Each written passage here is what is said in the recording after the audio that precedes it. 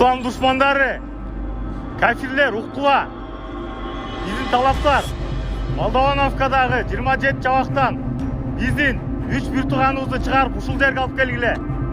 Ошондой эле 2 миллион доллар май коюлган тик учак жана Жалал Абад аэропортун капсыздап бергиле. Силерге 4 саат убакыт беребиз. Талаптар аткарылбаса адамдар өлтүрүлөт жана гидроагрегаттар жандырылат.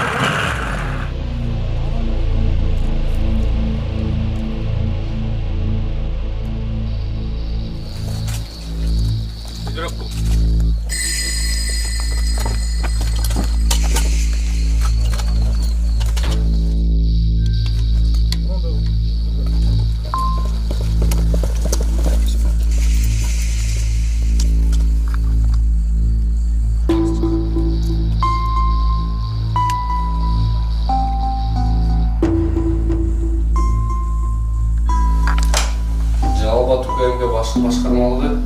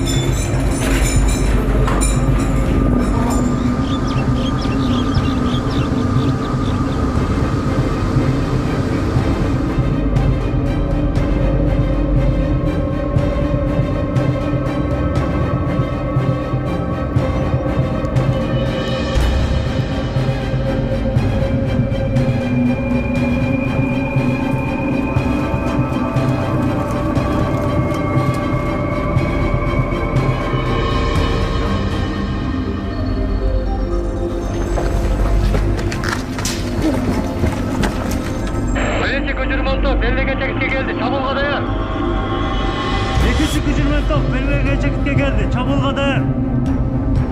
İkinci gücürmantı belirlenen çekitke geldi. Çamolga dayan.